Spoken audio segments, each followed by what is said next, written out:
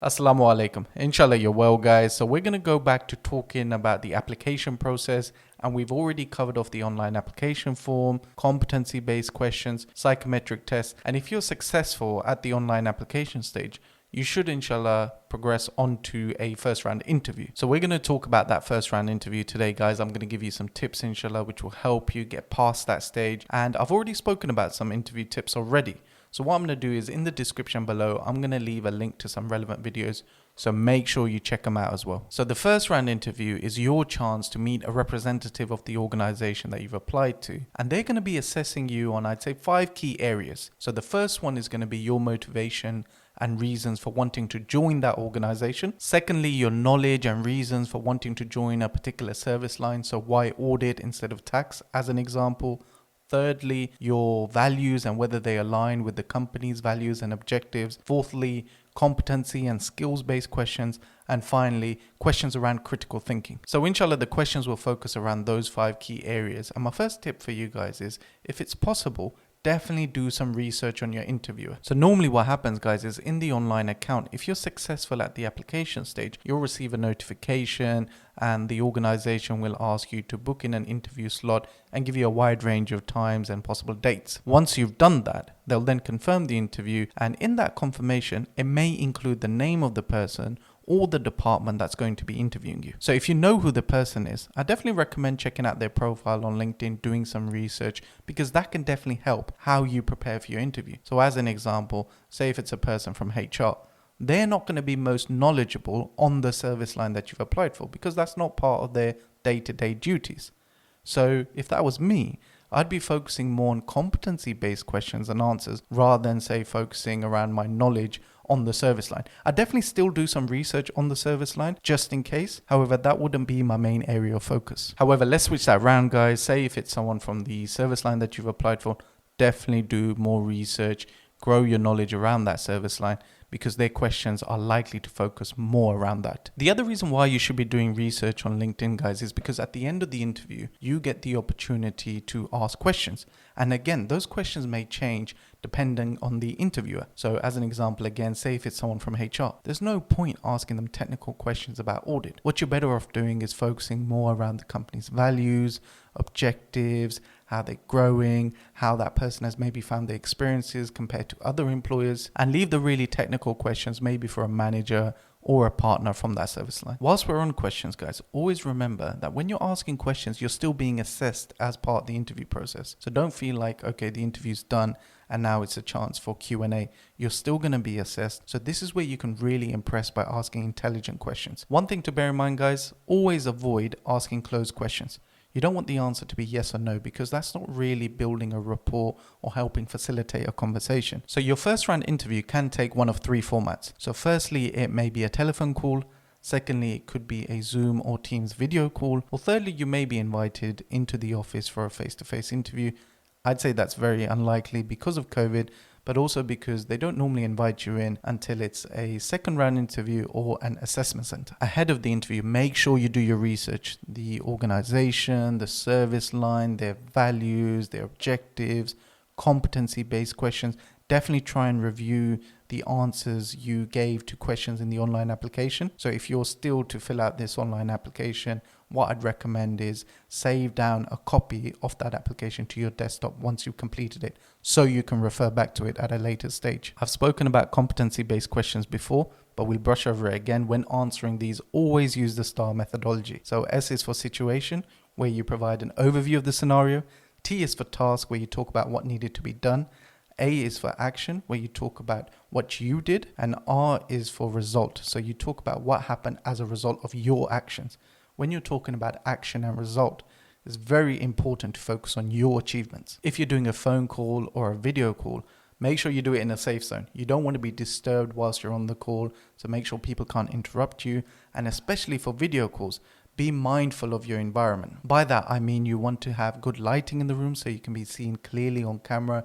you've got a good neutral background, and also you don't have any objects or anything in the background which could be deemed as inappropriate. Also check your equipment before you have the call, so make sure you've got a good phone signal or Wi-Fi connection from where you plan on doing the interview. With the phone interview, I'd recommend having Post-it notes around you because they can help you recall an answer to particular questions that you prepared for, but avoid having essays or full answers to questions written around you, because then it may come across to the interviewer that you're reading off a script. And you may be thinking, oh, I'll do this with a Zoom or a video call as well. But actually, I wouldn't recommend this. And the reason why is you're going to be on camera. So if you had Post-it notes around you and you're looking away from the camera, you're not giving due attention to the interview, and that may count against you. You may also say that, actually, Fazan, instead of having them around me, I'll just have them on my screen in front of me whilst I'm doing the call. Again, a number of reasons why I wouldn't do that. So firstly, if you have glasses like me and you're reading off a screen in front of you, the interviewer may be able to see that through the reflection on your glasses. B, again, you may be sounding like you're reading off a script. Thirdly, if you're looking at a Word document, say that's up on your screen, you're not looking directly at the camera, you're looking down slightly. So again, it may be obvious to an interviewer that you are reading off a script.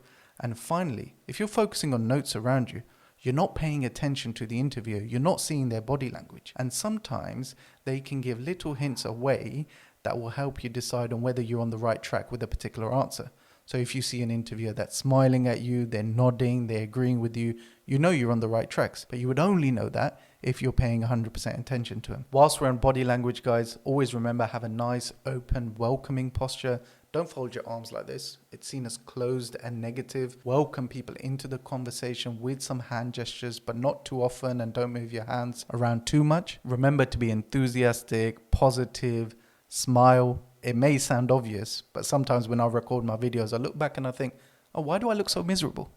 And it's because I forgot to smile. So sometimes it can be good to have that mental note in the back of your head, be positive, be smile, make sure you're coming across as enthusiastic. The final point I want to cover off, guys, is critical thinking questions. So these are designed to test your logical reasoning. How do you come to a conclusion? Do you consider a number of factors that may impact your answer, or do you just rush to provide an answer? So examples of critical thinking questions may be, how many burgers do McDonald's sell in a day? If you were to find a mistake in last year's working papers, what would you do? And if you went back in time, how would you explain the internet to your great-grandparents? When asking this question, the interviewer isn't focusing on your answer. They're focusing on your reasoning and whether you follow a logical thought process to get to that answer. So actually, your answer could be completely wrong. But as long as you've got a solid basis for getting to that answer, you should be fine. So let's take the McDonald's question as an example. And the honest answer is it depends on a number of factors. So the first factor is location of the store. You'd expect city stores to sell more burgers in a day than stores that are based in small towns. Second factor is size of the store. If a store has greater capacity, that means it's able to serve more meals on a daily basis. Third factor is time of the week. You'd expect a store to be much busier on the weekend than in a weekday. And also linked to that, you'd also expect a store to be busier during the holidays because people are off school and off work. Then I'd also consider the number of workers in a store. So in my local McDonald's, there are about 10 workers at any given time.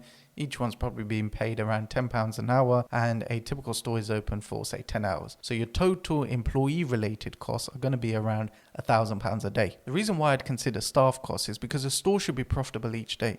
So they should be making money over and above their costs. And on that basis, I'd probably predict around 500 to 600 burgers with an average order value of £5 per burger. So total burger turnover of about £2,500 to £3,000 should easily cover staff costs and raw materials. And obviously you'd also expect sales of coffees, milkshakes, frappes, whatever else McDonald's sells on top of that. Now my answer could be completely wrong.